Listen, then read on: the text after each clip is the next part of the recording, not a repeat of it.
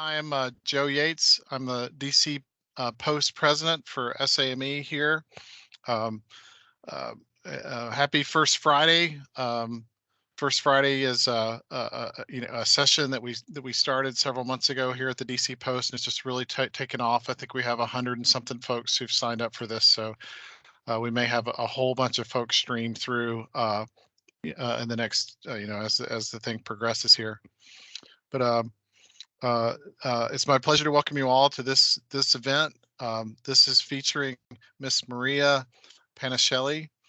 She's from McCarter in English, and she'll be sharing a great presentation on teaming, joint ventures, mentor protege relationships on federal set-aside contracts, which I'm sure if you're in the business that we're all in, that's a big topic for you. That's going to be really, really interesting. Our First Friday series is provided to you through SAME's commitment to offer the AC community effective training, development, and networking programs.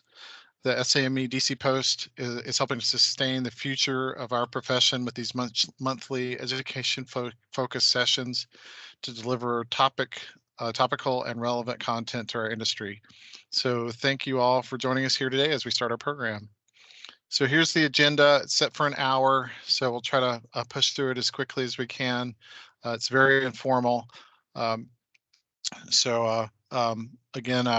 make sure you're on video if something happens, or make sure you're on mute. If something happens, we'll stop and regroup. But appreciate everyone being here today. Well, for questions, we have the chat. So if you could add your questions into the chat, we'll try and run down those as best we can toward the end, and then maybe afterwards we could follow up with you. So appreciate it. Feel free. I mean, this is a lunch and learn. So if you got your lunch with you, feel free to munch away as long as you're on mute. Next slide. All right, so here at SAME, it's traditional that we start off with the Pledge of Allegiance, as we do for all of our meetings, I think since the thing started in the early 1900s.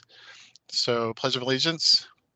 I pledge allegiance to the flag of the United States of America and to the republic for which it stands, one nation, under God, indivisible, with liberty and justice for all.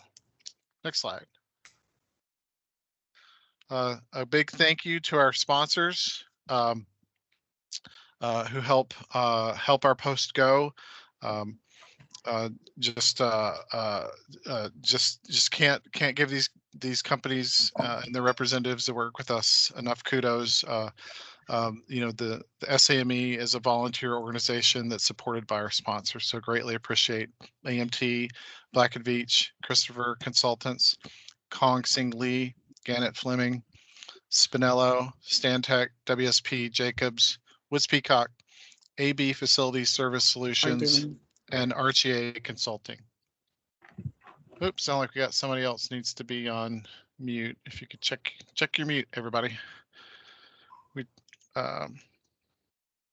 The sponsor support helps us meet our goals, including providing excellent content for our members, industry and government engagement, building resilient communities, connecting our future leaders through our student and young member groups, enriching the STEM pipeline, and preparing our military and veterans for life after service. Those are the part of the 5 pillars that make up SAME.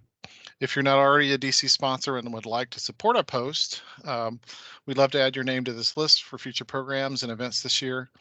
Please visit our DC Post website. You just search on SAME, our Society of American Military Engineers, DC Post. We can talk to you about how to become a sponsor. And now it's time for our main program. You'll get a fancy 1-hour PDH certificate thanks to these learning objectives as part of participating in this program.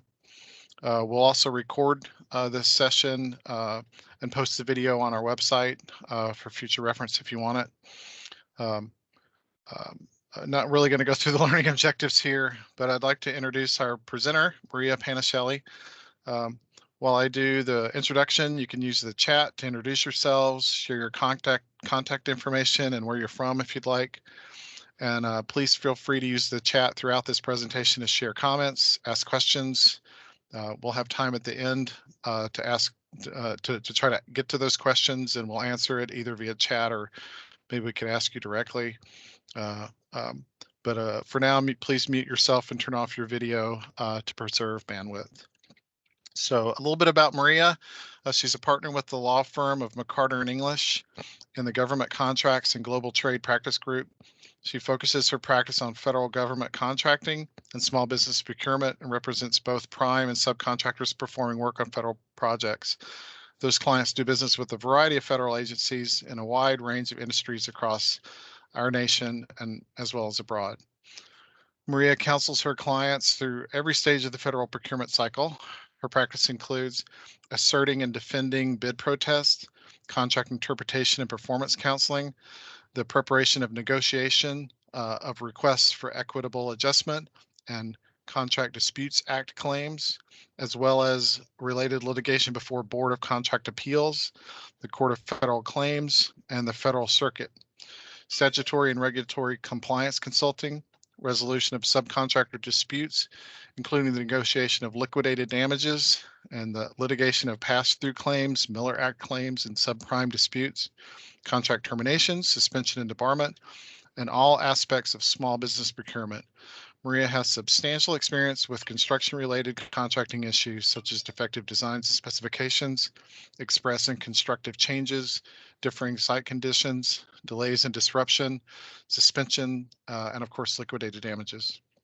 Maria is an active member of industry-related professional associations and is a frequent lecturer and author on government contracting and small business procurement topics. So if that didn't get you excited about this presentation, you're probably in the wrong industry, but this is everything that we think about and worry about every day, I think. So with that, Maria, appreciate you joining us. And if your video comes on and you can share your screen, I'll turn stuff over to you. There she is. Hey, Maria. Hi, everyone. Thank you for that lovely introduction, Joe, and thanks to everyone out there for joining us.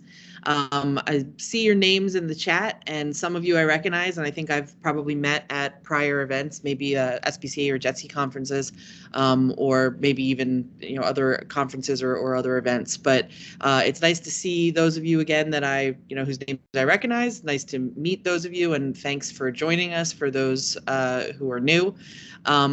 Joe, kind of gave you a lot of information about who I am, so I won't beleaguer the point, but I'm a government contracting attorney, and a big part of what I do is the small business procurement stuff.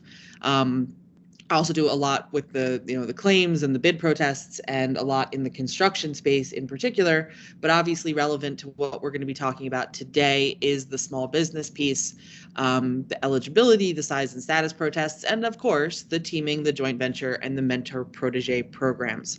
So we're going to be talking today about teaming, and then about separately joint ventures and Mentor Protégé. This is an area that's been a really hot topic for a while and is really touted quite often to small businesses in particular as, great tools to expand your contracting opportunities, and for large businesses, a way to keep some of those dollars that are being set aside for small businesses. And we're going to talk about what that means in just a little bit. But it is deceptively complicated. As much as it's held out to be this great strategy that works for everyone, there's amazing opportunities if you do this the right way, but there's a lot of potential pitfalls and danger if you do it incorrectly. So what we're going to focus on today is, because there's a lot of information out there and we have a short time, we're going to try to keep it kind of, 30,000 foot view. And I'm going to try to give you the highlights of, what you need to understand, and kind of the danger areas or the places where you should say, ooh, I remember Maria talking about this. It might make sense for me to pick up the phone and talk to a legal professional about where to go from here. And I think there's probably someone out there that's not on mute picking up some ambient noise. So if everyone could make sure that their phones and their video and their microphone, there we go, is the word I'm looking for, is off. If you've got questions, you can feel free to throw them in the chat box as we're going. But also, if we don't get to them today, I'm going to leave some time at the end as well. But if we don't get to them today, or if you're not someone who likes asking questions in front of other people, or if you have a question that doesn't occur to you until, an hour after I'm done, or a week or a month after I'm done, you've got my contact information here on the slides. You'll see it again at the end of the presentation. You can feel free to reach out to me individually or connect with me on social media when I'm doing presentations like this, or when we write blogs or articles relating to important government contracts and small business procurement topics. So I want to start by talking about some of the building blocks that go into the teaming and joint venture and mentor protege process, because like I said, there is a lot of misinformation out there. So the first thing I want to start with, and many of you probably know some of these building blocks, or know pieces of them, is what is a set-aside contract. The government can, under the applicable regulations, decide to put a contract out, a solicitation out in the street, where only certain types of businesses can compete. Sometimes it's open for everyone from a two-person company to the Goliath companies of the world can compete for this contract, and whoever best satisfies the solicitation criteria is going to get it. But sometimes the government says, no, we have these small business programs, and we're going to talk about what they are in just a little bit. And we want to give people who are participating in these small business programs a leg up for whatever reason, either because they're a woman, or they're socially and economically disadvantaged, or their business is in a historically underutilized business zone, or they're a veteran or a disabled veteran. And we think that they deserve certain competitive advantages. So there are certain contracts that we're going to set aside and say only participants in those programs can compete. And the idea for these programs is that you have to, as a threshold, be a small business, and then you have to fulfill certain other criteria depending on, what program you want to be involved in. I kind of listed some examples. You're a woman, you're a vet, you're a socially and economically disadvantaged individual. But let's start with kind of just a refresher on what it means to be a small business. Before I started practicing in this area of law, I think I had a definition in my head of a small business that I think is pretty common. I always thought of it as the neighborhood family-run store, right? Well, in the government contracting context, you have a lot more leeway to be, I think, what would normally be considered a large business, but still be considered a small, with air quotes, business for purposes of federal contracting. And that is because the way that size is determined is contract specific. Every set-aside contract is going to have what's called the NAICS code, North American Industry Classification System code. And that code, and which are industry specific, then has an associated size standard. That's either going to be in terms of dollars or employees. If it's in terms of dollars, that's average annual receipts. And then if it's a flat number, it's in terms of employees. And that's the largest that a company can be to still be considered small for that particular NAICS code, which means that if you do business in different NAICS codes, if you have several different revenue streams and several different kind of, irons in the fire, you're a jack of all trades, you do a bunch of stuff, you can be small for some of your NAICS codes and not small for others. And then, of course, that's a small business, but then you've got the 8A, which are for socially and economically disadvantaged individuals that own small businesses. You've got the women-owned program, the veteran-owned program, and the hub zone program for businesses that are small and also located in historically underutilized business zones. So the government will, put something out in the street and we'll say this is a set aside for small businesses, or this is a set aside for women-owned businesses, or this is a set aside for veteran-owned small businesses. And the idea is that you can only compete for those contracts if you meet the criteria, you're small and you otherwise meet the eligibility criteria for participation in those programs. So what we're talking about today, and the reason that I'm starting with all of this, is that teaming and joint ventures are strategies that people use so that they can have large businesses involved somewhere in the process, even though it's a set-aside contract. And we're going to talk about the different ways that you can do that and how they kind of compare to each other in just a bit. And also, the flip side of that coin is there's a lot that can go wrong in this process that can mess up your eligibility as a small business or as, a participant in one of those programs. So the idea is, to get a feel for how to use these tools in order to be able for large businesses to get access to set aside dollars as, positions of subcontractors or joint venture members, as we're going to talk about, and for small businesses to be able to, use these strategies to leverage large business partners' capabilities, but that everyone's doing it in a way that does not destroy or otherwise negatively impact the small business eligibility of the small business partner. So that's kind of the goal and what we're looking to get out of today's program. So I want to, keeping on the basics before we start getting into more specifics, I want to talk about the lingo and kind of the common misunderstandings that happen just with the vernacular circling around teaming and joint venture. Sometimes people say teaming and they kind of use it as an umbrella term to encompass teaming and joint venturing and mentor protege and subcontracting, but they are all different types of relationships when you're looking at it from a technical legal point of view. Teaming is a specific type of subcontracting relationship. It's the timing and the intent that makes it special. So the idea is rather than you get a contract and then you enter into a subcontract with another company, you do it earlier. You enter into an agreement that precedes your subcontracting agreement. And the idea is we're going to work together to compete for this prime contract. And if I get it as the prime contractor, I will give a subcontract to you as a subcontractor. The idea is it's a teaming agreement. We're going to work to get this job from the government. And then if we get it, we're going to be, a subprime team. Because we're talking about this in the area of set aside contracts, it's a little counterintuitive to what you would automatically assume. It's the small business that's going to be the prime contractor, and they're going to subcontract to the large business because, again, remember, the small business is the one that's going to have the eligibility to go after the set-aside contract. What that allows the small business to do is leverage their own eligibility, but the capabilities of the larger business, the teaming partner, the subcontractor. And there's nothing to say that you can't team with another small business. But usually, again, if you're trying to leverage their capabilities, it's pretty frequently going to happen that you're teaming with a business that is larger and doesn't necessarily have the eligibility to go after the contract as a prime themselves. So the idea is that you, the small subcontractor, are the prime. I'm sorry, you, the small contractor, are the prime. Your large business is your teaming partner and your subcontractor.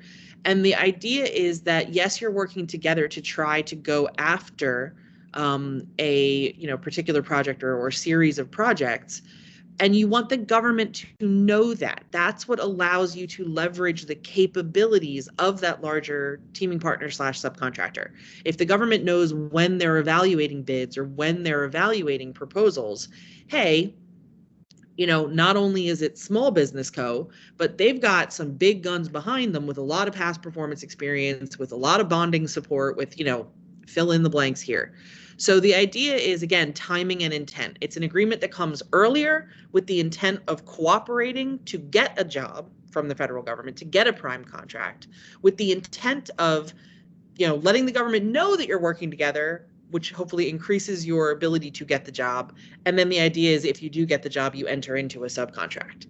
That is different than subcontracting itself, which is, a subcontract agreement that actually talks about the division of the work that was part of the prime contract. The other difference between, the term teaming, or the other distinction I guess I should make, is between CTAs, contractor teaming agreements, in the context of GSA contracts are different. So you need to make sure that you kind of are keeping track of what type of relationship you're talking about. We're going to be focused today on teaming agreements kind of outside the GSA, CTA context, but there are specific rules, and a lot of times they involve more than two parties, so it can get a little bit more complex, and it's kind of a different but related universe to what we're talking about today. So moving on from teaming to joint ventures, and I see we've gotten a couple questions in. I will kind of throw them in once we get to the relevant stuff. I'm not ignoring them though. Joint ventures are different, whereas team still has two separate companies, one focused functioning as a prime and one functioning as a sub. A joint venture is where those two companies come together and actually form a joint venture entity, and then the joint venture, albeit, being owned partially by each company, is itself the prime contractor. So you don't have a prime sub relationship, you have the joint venture, which is, usually 51% owned by the small company and 49% owned, and again, I'm generalities here, owned by the small contractor. Then the joint venture goes after the project as the prime. The reason that Mentor Protégé gets in this mix and is often talked about in the context or, alongside small business eligibility and joint ventures and teaming agreements is that you can talk about, in order to have a joint venture that can function as a small company, which we're going to talk about in more detail as we go forward, you have to go through the Mentor Protégé process first in some circumstances. So a lot of times if you're talking about teaming and joint venture, you have to kind of pull them apart. They're two separate strategies. And then sometimes with joint venture, you got to add the prerequisite Mentor Protégé process first. So that's why it kind of gets mixed up with talking about teaming and joint ventures. From the contractor's point of view, the point of going after the Mentor Protégé arrangement is to kind of allow that access to joint venture small business eligibility. But from the SBA's point of view, the purpose of the Mentor Protégé process is really on the mentorship. And we're going to talk about what that means and how that impacts, how to form a Mentor Protégé relationship and how to use one as you go forward. The other thing to keep in mind is that Mentor Protégé, quote unquote, is not the end stop. I have clients or contacts that will call me and say, well, yeah, my Mentor Protégé is going to go after that job. Your Mentor Protégé is not a thing in that way. You have a Mentor Protégé relationship with another company, but you and that other company either need to form a joint venture or need to then enter into a subcontract and potentially a teaming agreement prior to the subcontract to then go after a job. You can't say my Mentor Protégé bid this job. That's not proper. You're a mentor and you have a protege or vice versa, and you formed a joint venture or you're subcontracting to each other to go after a job. So important, kind of technical, I'm a lawyer, it's to be expected, I guess, vernacular or lingo differences, but they make a big difference in terms of, what you're actually doing and where you go from here. So I want to talk next about teaming versus joint venture and why you would do one versus the other. And I think this is starting to go into this in the next few slides, the question that we've gotten about, teamings versus joint venture and the criteria for either. There are differences, the biggest, of course, being what I just said, the fact that teaming is still two separate companies that are going after the job as one is a prime and one is a sub. Joint venture requires you to actually come together, to have a joint venture agreement, to, be more financially tied. It's a more, you're no longer casually dating, you're going steady or engaged type of thing. The idea is you're much more intertwined, you're much more responsible for the other party's performance and potentially some financial obligations. And also there's a longer lead time. A teaming agreement and a subcontract can be put together rather quickly, even if you're putting together both at the early stage. A teaming agreement template, especially if you're working with an attorney who has done this before, is rather simple and usually not that controversial. Joint venture agreements can require a lot more negotiation because there's a lot more involved and there's a lot more complexity and a lot more intertwining of the company's finances and obligations. Moreover, as I said, if you're talking about a joint venture, that requires a mentor protege, and we're going to talk about that as we move forward, the lead time is going to change drastically, right? So you're talking about months potentially to get the mentor protege set up, to then get your joint venture set up, to then especially if you then have to get the joint venture, for example, approved as an SDVOSB, although we'll see if and how that changes based on the proposed new rules that SBA is, putting out next year. So the idea is you really need to think about and have your partner think about, what type of relationship makes sense to you. And this is going to be a very, very fact-specific discussion. You should be, talking to your lawyer about your individual circumstances and what the pros and the cons are. Your potential teaming/joint venture partner should be talking to their lawyer, and there should be some sort of assessment as to, given what types of contracts we're going after and what our individual strengths and weaknesses are, and what our goals are, what makes the most sense, excuse me. The biggest thing to keep in mind is that you need to look at this not only from a legal point of view, but from a practical and from like a what makes common business entrepreneurial sense point of view. You really want to be talking about goals and strengths and weaknesses from a point of, reality, and not overly optimistic. It's important to properly assess your strengths or weaknesses and that of your partner and know what is realistically, what can realistically be accomplished, etc. And you want to know what is and is not a deal breaker. And as we move forward talking about each of these strategies, we're going to highlight some things that can be common deal breakers that you want to address up front, because it doesn't make any sense to go through 50 steps in the process to find out on 51, after time and expense and aggravation, that one party isn't willing to take steps 52 through 100. So very important to talk about this. It's very important to be open and honest and really transparent during this process. And sometimes it's going to be something as simple as, you also need to know the types of contracts and the agencies you're working with. One of the questions I got was, in pursuit of a contract, it wasn't awarded because it was a teaming agreement and not a joint venture. You need to look, to the extent possible, at the solicitation for the project that you're going after.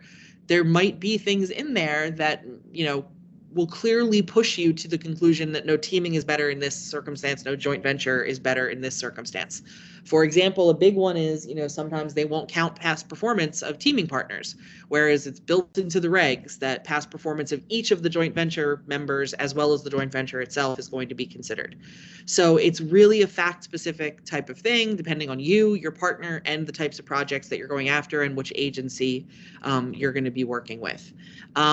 So let's say, you've talked about it and you've decided teaming is better for you. I want to talk about some tips for, successful teams, and then we'll move on to joint ventures, if you make the opposite decision. And I think, again, someone might have just joined us not on mute. So if you do me a favor and just pop yourselves on mute, that would be great. Thanks.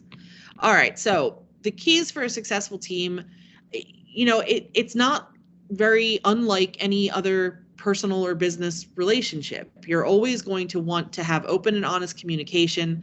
And I think a little ownership and accountability in any partnership goes a long way. I think everyone probably has a story from their high school or college years where they were part of a group project where someone wasn't pulling their weight.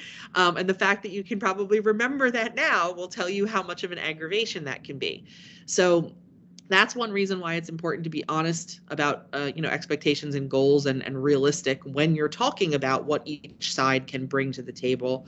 But it's also important as you move forward to always keep those lines of communication open, because obviously the ultimate job or the ultimate goal is to complete the project successfully so that the government is happy, and so that both the prime and the sub walk away with money and with good past performance and with good relationships intact to, keep additional revenue flowing from future contracts. So you always want to make sure that you are diligent and responsible, that you take ownership of problems, that there's not a lot of finger pointing, and open and honest communication and really transparency. That's all going to build the trust, that you can move forward with as a team. Now, that's the common sense practical side. Let's talk about the legal side and the actual, most important provisions, or, some of the most important things you're going to want to talk about with your attorney and with the other side and their attorney if you are going the teaming route. So the most important thing from your point of view as a subcontractor is, as a prime contractor, is exclusivity. remember we talked about the idea here being you've got a prime contractor that's a sub and they've got the eligibility, but they probably want to work with a subcontractor. I'm sorry, I said small business sub, small business prime. That's got the eligibility, but they probably want to work with a large business subcontractor that's got the capability, that has the big guns, that has the, the pockets for deep bonding support or whatever the case may be. The idea is that you're working with a large contractor that wouldn't be able to go after the contract themselves. They're working with you so that, you get your foot in the door because you've got the eligibility there, and you are working with them because they give you a leg up. Well, if they went around and entered into a teaming agreement with all of your potential competitors as well, which is perfectly legal. I can be Big Co and say, well, there's 8A companies that are going to go after this project. I'm going to go see if I can team with every single one of them. That way, no matter who wins, I get the subcontract. Perfectly allowable, perfectly legal, unless you agree that no, our efforts are exclusive to one another. You can't team with anyone else. That's very important, or can be very important when you're the small business prime, because the whole idea is you're getting a leg up. If you get the leg up that all of your competitors got, it's not really a leg up. You all got raised the same amount. So this is one of those issues that can be a huge deal breaker. Talk about it up front. And if you're on the same page, make sure that it's written into your teaming agreement that you're exclusive, and be specific about the scope of exclusivity, especially if this is a multiple award contract or an IDIQ scenario. You want to be very, very specific about this and talk about it up front and be honest about it. One of the most important things from the subcontractor point of view, for those of you who are large businesses and are going to be playing that role, is enforceability. The idea being, you put all the effort in, you helped compete for this job, you helped get the contract. Okay, that's great. Now they got the prime contract and they turn around and go, yeah, on second thought, I don't think we're going to give the subcontract to you. What remedy do you have? Well, if your teaming agreement is enforceable, you have potentially the remedy to say they have to give you the subcontract, or at least that they have to pay you some damages for not giving you the subcontract. That's going to depend largely on what state you're in. Virginia doesn't love enforceable teaming agreements, which is unfortunate given the amount of government contractors that are in Virginia. But things, that impacts the selection of governing law that you may use for your teaming agreement, because you have power over that. And there are things you can do to make a teaming agreement more enforceable. Generally speaking, one of the things that you're going to want to look at is, potentially getting into the actual terms of the subcontract, to say, this isn't just an agreement to agree, but we've actually drafted a subcontractor. We've, drafted a rough draft of our subcontract, and using language like shall and must, not just we'll use best efforts to enter into a subcontract agreement if we get the prime contract, but, if we get the prime contract, we shall within 4 days, execute a subcontract in the form attached as Exhibit A. That's going to be a lot more, bulletproof than just like, yeah, we'll probably try to enter into a subcontract if we win this. So you can see that kind of the more concrete you make the terms, the more likely it is to be enforceable. Those are the first two. I like to call it the 3 T's. Those are the 3 E's rather. Those are the first 2 E's of teaming, exclusivity and enforcement. The other thing is just essential provisions. So there's kind of a non-exclusive list here of things that you want to think about, but term and termination and scope of your agreement, this obviously kind of ties into the exclusivity piece. But just generally, even if you're not worried about exclusivity, are you teaming together for this contract, for a series of contracts, for, some of the task orders coming out under an IDIQ, or is this a standalone, we're going after one contract? The other thing that you want to think about, bid protests are a big part of government contracting. They're outside the scope of what we're going to be talking about today. But obviously, if you're talking about a cooperative effort to go after a contract, a bid protest might happen. Either, you might want to protest someone, or you might get protested if you get the award. Usually it's going to be the person that's in the position of the prime contractor that decides how to deal with that. you might want to talk about that if you're, a potential subcontractor on a teaming agreement. Do you have the ability to say, no, I want to protest, or no, I want to intervene if we're protested? And if you're the prime, you might say, well, that's great, but who's paying the legal fees? Because I'm the small business and I don't want to protest. So those are the types of things where, plan for contingencies and put them in. To the extent that this is a cooperative effort where employees are going to be working together and, proprietary or confidential or trade secret-ish information is going to be going back and forth, talk about that, put it in your teaming agreement. Ideally, you're going to want to have started to work out the subcontract terms, especially with regard to scope of work and percentages and compliance with subcontracting limitation regulations up front. These are all things to think through when you're talking about a teaming agreement. So best practice advice, discuss exclusivity up front. That can be a deal breaker. If you are interested as, making this as enforceable as possible, make sure you look into, what state law makes the most sense and how concrete your language can be. You really want to make sure that you talk about as early as possible the scopes of work. You want to describe that in your teaming agreement so that it's clear if you were to get protested, that you're compliant with all sorts of, self-performance and subcontracting limitation requirements. Plan for all contingencies, including but not limited to bid protests. And overall, throughout this whole process, communicate and honestly discuss expectations and deal breakers, and you're going to be in good stead. What can go wrong in the context of teaming? Again, we're talking about things that can, kind of wreak havoc on the small business's eligibility. So the idea is you don't want to have anything that causes an affiliation problem or causes something where the government's going to think the large company sub is controlling the prime. If that happens, you could destroy the small business eligibility, you could lose the contract, you could lose eligibility for future contracts, and in extreme cases, you can end up with, False Claims Act cases and sanctions, fees, debarment, etc.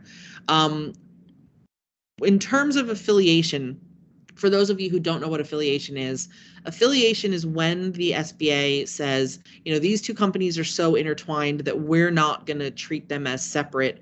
We're going to say they're lumped together, and therefore we're looking at their aggregate size when we're comparing it to that NAICS code size, associated size standard. So if you're a small business, but you become affiliated with your large business teaming partner, your combined size, which is obviously going to be large if they're already large, is going to be what's looked at, and that's going to make you, push over into the large category. So you don't want to be deemed to be affiliated with your teaming partner. Now, the way that teaming works is there's kind of a checklist in the regulations of, some scenarios that can give rise to affiliation, like common management, common ownership, things like that. But there's also kind of this general catch-all category of, okay, yeah, you've got this scenario going on where these companies are working together and there's just kind of death by 1,000 cuts. We're looking at a bunch of different factors, and the more checkboxes there are, the more we think that these companies might be affiliated. So I got a question, can a large business own a small percentage of a small business without running afoul of affiliation? I'm sorry to be a lawyer about it, but it depends. In the teaming context, and we'll talk about affiliation as we move forward, if it's a non-controlling interest and that there's no other ties and they're teaming together on like one project, then yeah, that's probably not going to be a problem.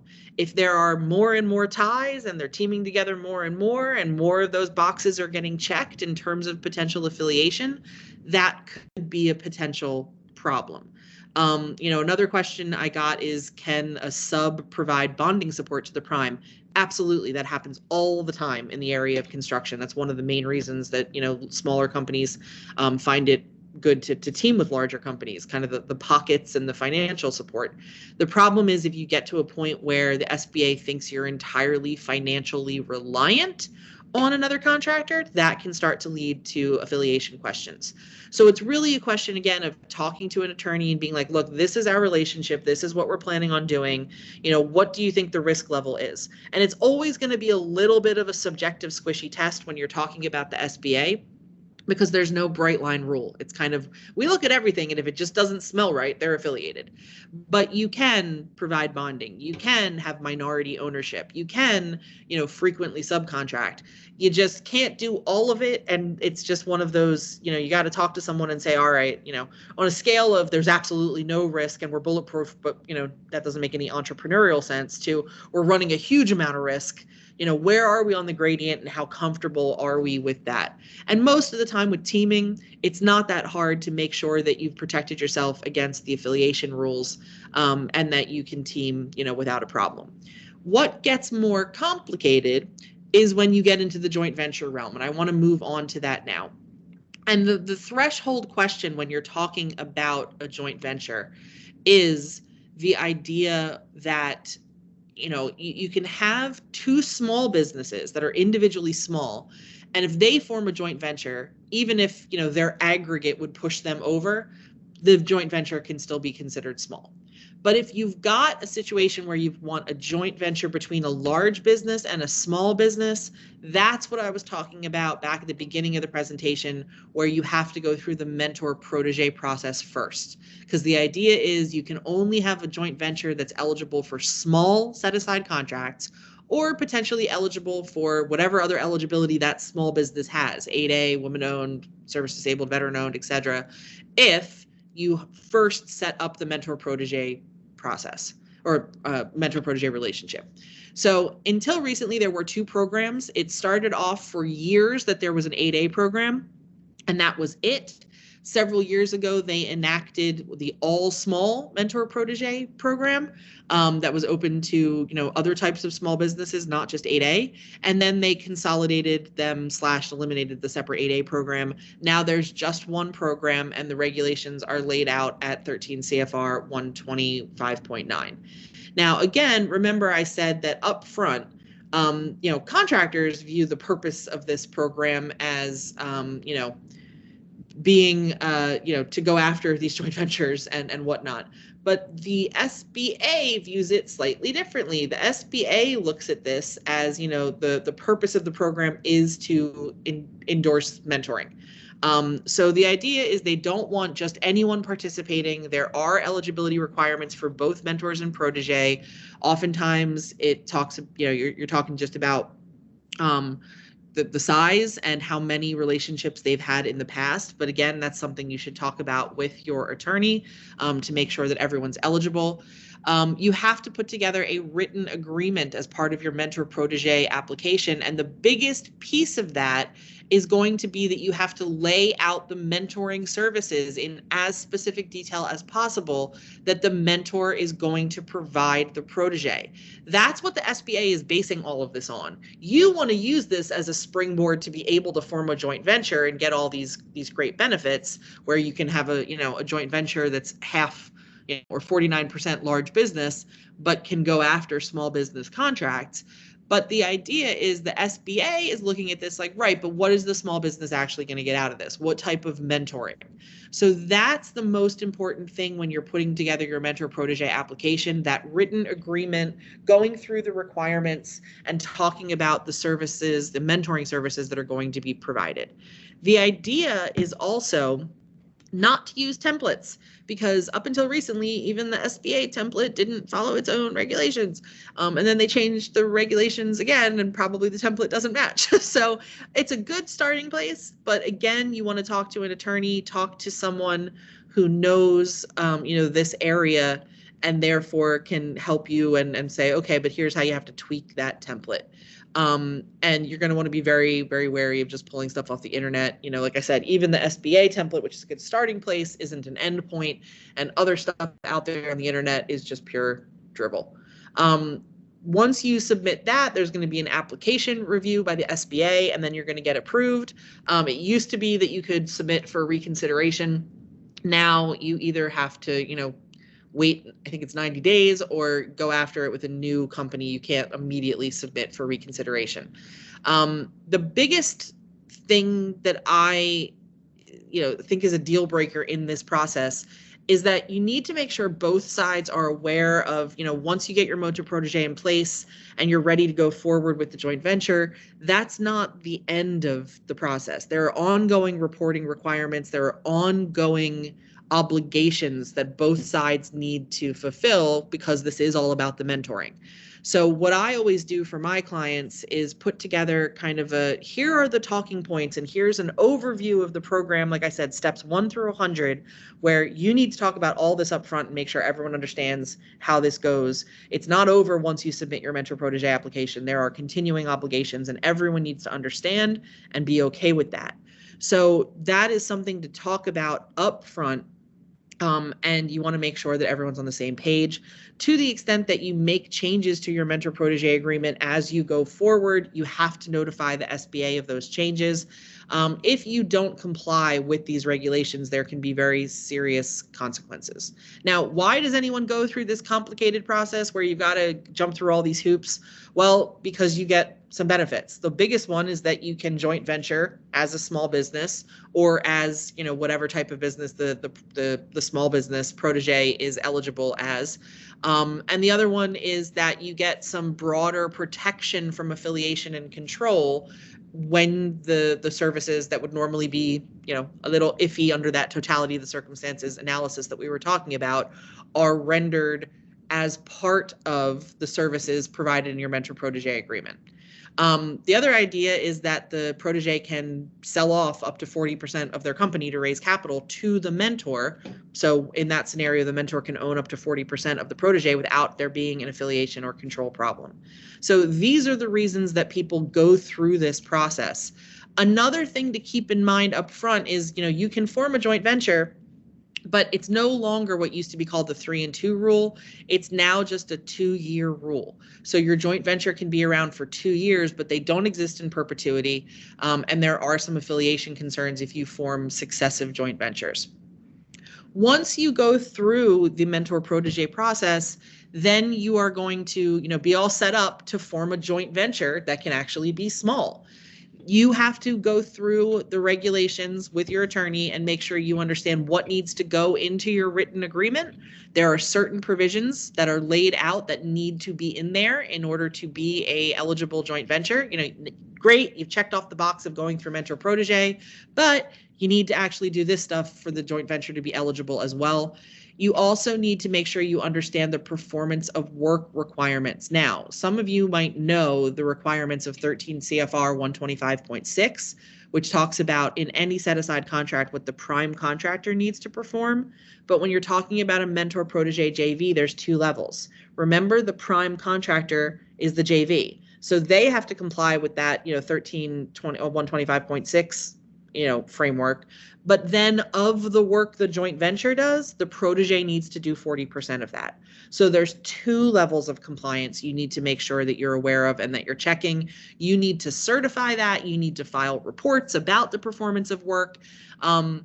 And if you do not comply with these things, you're going to have a problem. Now, there are different regulations, one that talks about, all of this stuff in the context of a small joint venture. Then there's one for, 8A, service disabled, woman owned, etc. But they follow the same kind of criteria. Here's what needs to be in your agreement. Here's the percentage of work the protege needs to do. It's always 40. Here's how you have to, certify. Here's how you have to, keep your records open for inspection. And the consequences are, here's your parade of horrible things that can happen if you don't follow these regulations. So in all of these scenarios, the idea is, again, work through with your lawyer, making sure you're compliant. And please, please, please, I cannot stress enough, do not just pull joint venture templates off the internet. They're usually not in the government contract context. If they are, they're not the small business procurement context. And even if they are, they're usually not up to date. So these regulations change frequently and are up for some more regulatory changes at the beginning of next year.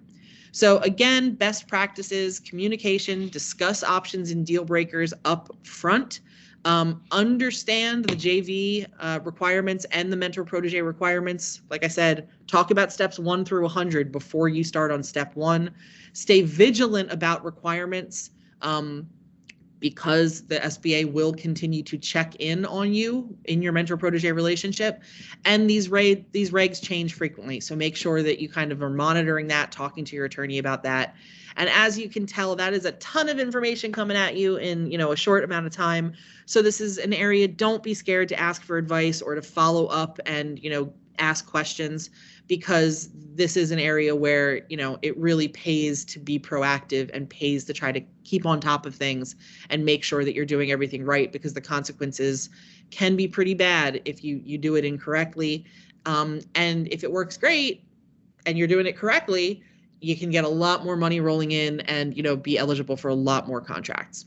So I think, I took some of the questions that we got in while I was going. I'm going to take a few minutes to just answer some of the ones we didn't get to. But like I said, there's a lot of you on today. So if we don't have time to get to all of your questions, you can feel free to reach out to me individually. I'm going to put my contact information up on the screen. And yes, you will be getting a copy of the slides. Or if you want to reach out to me, you can, I'll send you a copy as well. So is the 40% on labor or total contract value? So that's, talking about the percentage of work that you need to do. So 13 CFR 125.6 excludes materials. So good question. And then the 40% that the protege needs to do is, it needs to be substantive and not administrative work. So you kind of need to pull the materials out, and then you need to talk about, it being a substantive chunk of the actual work. Is there a limit to the number of contracts the mentor protege joint venture can hold? No, not per se. Like I said, there's the rule that you can only have a joint venture for 2 years. So that's going to limit, how many you can go after. You can continue to perform on a contract that was awarded within those 2 years, afterwards, because obviously if you get a 5-year contract, you're going to have to, or, a contract with options, you're going to have to keep going. But there's no set limit on, how many you can perform. I think it's just limited to your capabilities within those 2 years. All right. WOSBs, women-owned small businesses, are now eligible for sole source contracts. What do we tell a federal agency who tells our women-owned small business mentor protege JV that they don't sole source to WOSBs? Unfortunately, I think that's a very fact-specific question. It's going to depend on why they're saying they won't, and if they've got concerns about your eligibility that might relate to the duration, that 2 years thing. I've seen agencies have some objections in that case. But if you'd like to talk to me, about your individual situation offline, I'd be happy to do so.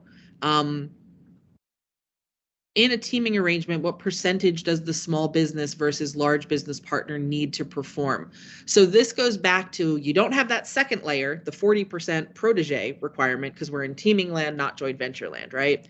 But in any set-aside contract over $100,000, you've got to comply with 13 CFR 125.6, which limits how much you can, as a small business prime, subcontract out. And it's going to depend on what type of contract it is. If it's a service or supplies contract, you can't subcontract out more than 50%. Specialty construction, you can't subcontract out more than 85%.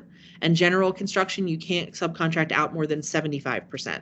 The exceptions are if you're subcontracting to a similarly situated entity. So if you're an 8A and it's an 8A set aside and you're subcontracting to another 8A, sometimes you can pull that out and that doesn't count towards, your limit. But that can become kind of nuanced if they are subcontracting themselves or whatnot. But the percentage that you need to self-perform depends on the nature of the contract. It can be 50, it can be 70 or 15, 25, 50%. Minimums, etc. All right.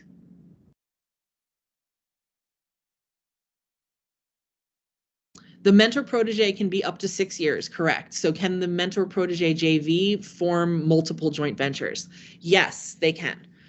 The idea is you can have, for one joint venture, it can only last 2 years, or can only compete for new contracts, I should say, for 2 years. But you can form successive joint ventures under the same mentor protege agreement. It's another one of those squishy areas where the regs say, but at some point, and of course they don't give you guidance on exactly what that point would be, if you form a number of these, you could be deemed to be affiliated. Generally 2 is probably not going to get you to affiliation, but you do have to be careful about how many joint ventures. And again, that's something you should explore, but it is a possibility. So I think with that, I want to turn it back over to my gracious and lovely hosts to wrap up. And if you've got additional questions, you can feel free to reach out to me individually. And I hope to hear from you all. All right. All right. Hopefully you can. Oop, I got a feedback. Anybody else hear that? Maybe Maria, if you go on mute. How about now? Is that better? Can you guys hear me okay? Okay, good. Sorry about that. Let's see, the joy of Teams. But yeah, wow, what a fantastic presentation. There's probably going to be a lot of questions. I know there's already a lot of questions, but we'll figure a way to work through it. I have questions myself. So good thing we're not all in person, or you would be corralled in the corner for the next hour and a half, I'm sure. So, but anyway, thanks so much, Maria. I mean, my head is spinning on this. There's so much here. Mentor Protégé is such a huge deal in our industry. So, wow, what a great presentation. I really appreciate it. Super insightful. In fact, like I said, I'm going to be thinking about this. I may watch the video again myself just to make sure I didn't miss something. So, but yeah, big thank you to our sponsors. I know you guys, a lot of folks have to go at 1300. So thanks to our sponsors. I think on the next slide, yeah, we have upcoming events. Don't forget these first Friday lunch sessions. It's just like this one. They're always topical. Our next one is from our super friend, Gloria Larkin with Target Gov. She's going to be presenting on GSA's MRAS service.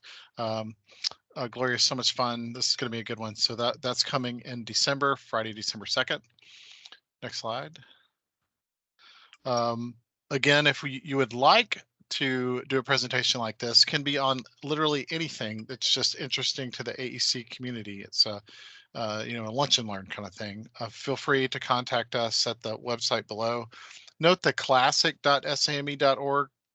SAME's been changing their website over to a whole new program, so ours will move at some point. But right now, make sure you got the classic in there, or just Google it, or go to the SAME main page and then find our post. Next program, or next slide.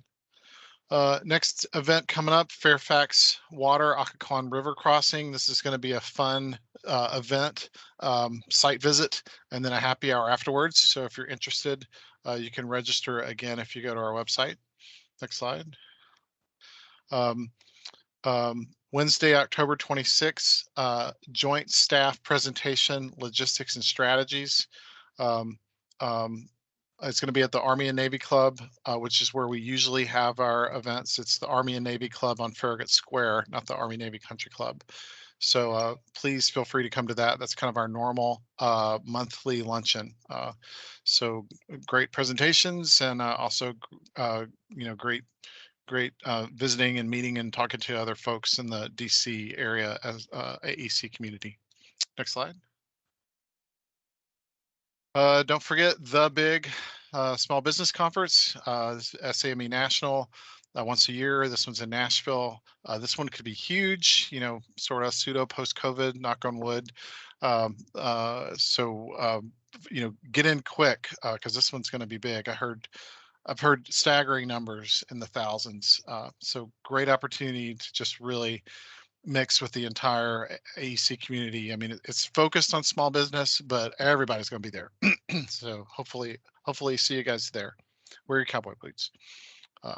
And then last but not least, here's a whole bunch of stuff coming up. We have our sort of holiday party at Top Golf. That's going to be a lot of fun. Feel free to come out for that. We have our big post-military branch service awards banquet. That's at the National Press Club in January. That's a really nice event. Plus, if you haven't been to the press club, it's kind of cool. We're going to do an executive roundtable in February, and then our small business conference that we put on together with the Northern Virginia Post will be in April. So feel free to find those on our website. Feel free to come out. As we usually say, you don't have to be an American, you don't have to be in the military, and you don't have to be an engineer. You just got to want to support the AEC community and the goals of SAME to be a member of SAME. So with that, thanks very much for everyone attending, and have a great rest of your day on this beautiful Friday. Make sure you get outside. All right, have a great day.